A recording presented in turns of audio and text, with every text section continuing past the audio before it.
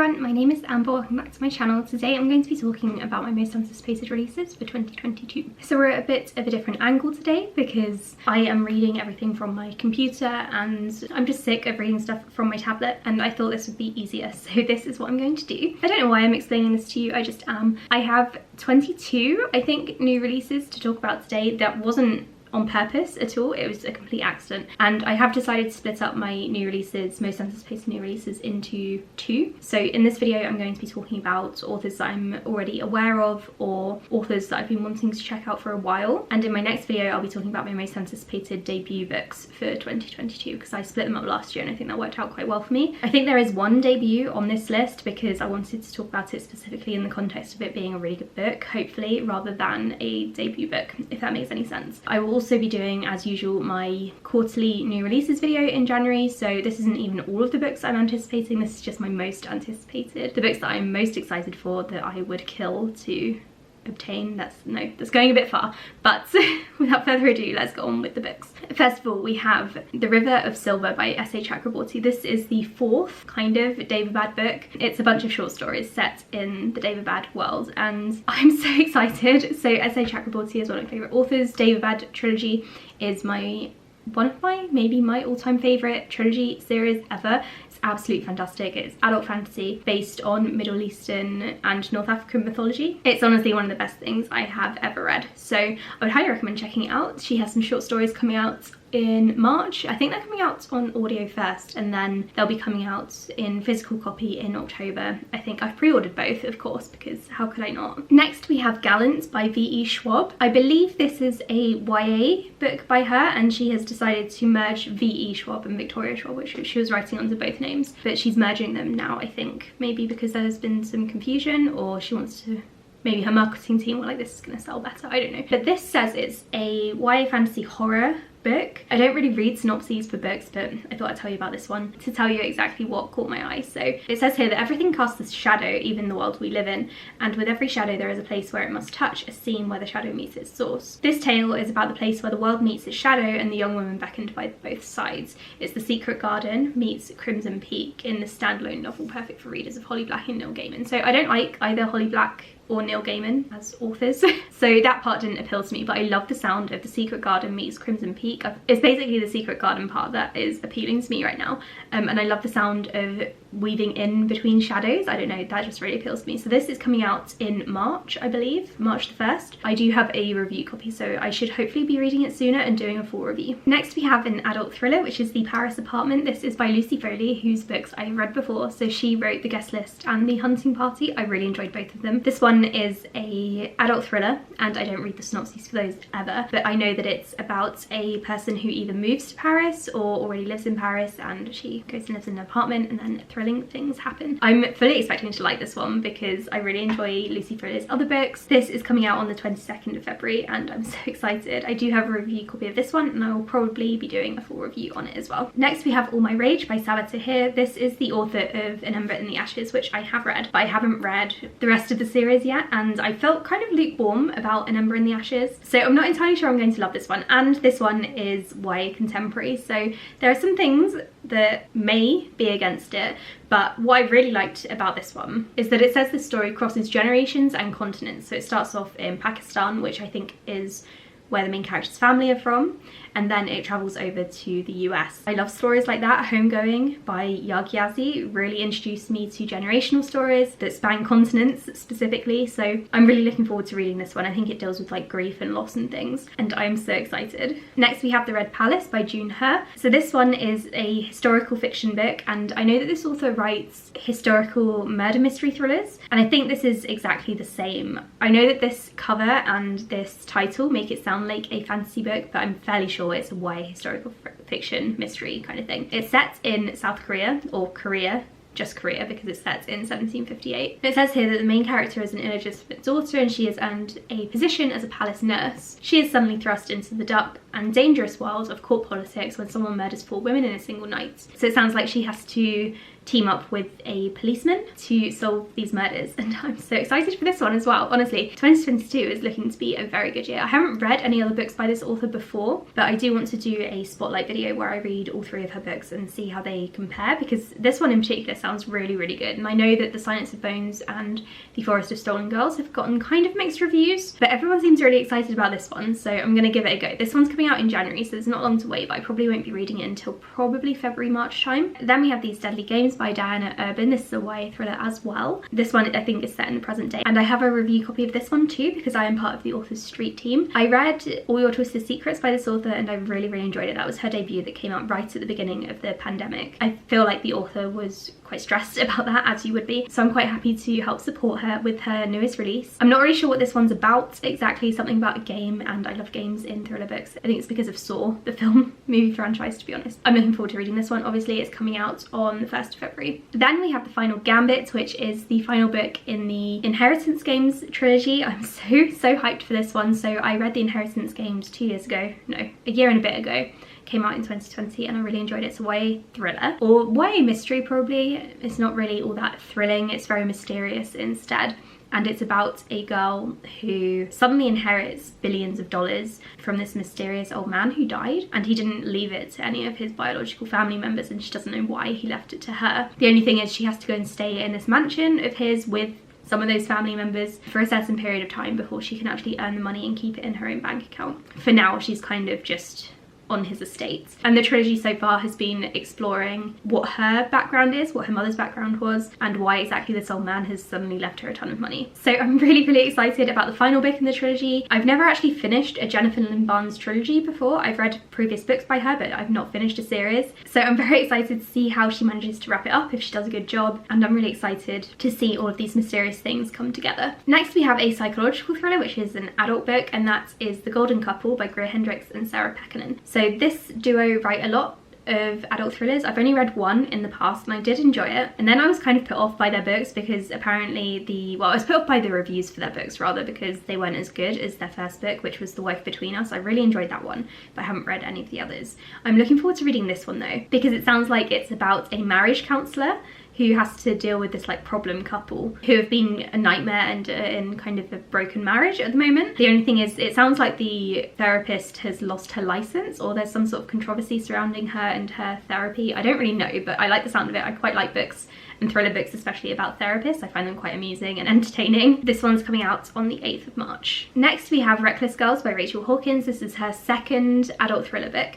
I read her first one, The Wife Upstairs, and I didn't really enjoy it. I think I gave it 2.5 to 3 stars. It was all right, but this one is a gothic suspense set on a Pacific island, and it says that it's perfect for fans of Ruth Ware, who I will talk about later on in this video, and Lucy Foley, who I've already mentioned. I think Mara from Books Like Woe has already read this one and enjoyed it, and I think we had similar feelings about The Wife Upstairs, if I remember correctly. I think she enjoyed it a little bit more than I did, and I'm really quite excited about the island setting of this thriller, and I think it's going to be really creepy and mysterious, and I am very, very excited. Speaking of thrillers, we have The Night Shift by Alex Finlay, who wrote Every Last Fear this year. Well, it was released this year, he didn't write it this year obviously, and I really, really enjoyed that one. It was a very good thriller book, and I'm expecting this one to be really good as well. So this one is set in 1999, at least initially. It says here, at a Blockbuster Video in Linden, New Jersey, 4 teenage girls working the night shift are attacked, only one survives. 15 years later in the same town, 4 teenage employees working late in an ice cream store are attacked, and again only one makes it out alive. I love the sound of this one. It sounds as though it's going to jump back and forth and kind of have the two storylines intersect, and I'm so excited for it. This one comes out on the 1st of March. I'm going to try my best to get a review copy because I want to read it early and get a review up. I honestly can't wait. Then there's The Younger Wife by Sally Hepworth, who wrote The Good Sister, which came out this year, and I really, really enjoyed it. I don't know what this one is about at all. It's another adult thriller mystery sort of thing, and I'm really excited for it because I loved The Good Sister, so I'm expecting this one to be really, really good as well. Then we have The Saints of Swallow Hill. This one is historical fiction, and it has been likened to The Four Winds by Kristen Hanna and Where the Crawdads Sing. I didn't really enjoy the latter of those, but I did enjoy The Four Winds. I think it's set in the American South during the Great Depression, and that's not really something I had read about before I read The Four Winds, but now that I have read about it, I'm very keen to read more because it's a historical time period that I don't really know much about. I don't know what really led up to it or what came out of it afterwards or what happened during, so I'm really into history at the moment as well, particularly historical periods or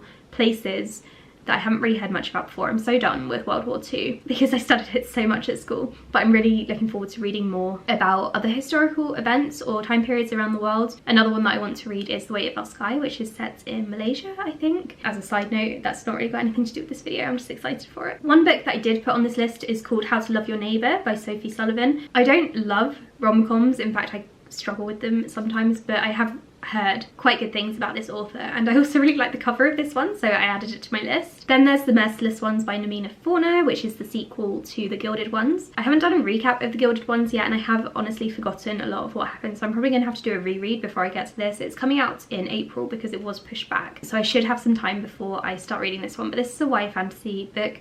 Obviously it's a sequel, but The Gilded Ones is, I don't really know how to explain it. I would go and look it up on Goodreads because I'm not going to do a good job of explaining it while I don't really remember much of the plot. I don't really know what I'm going to give away. This next one is the one debut that I was talking about, which is also going to be on my other most anticipated debuts list.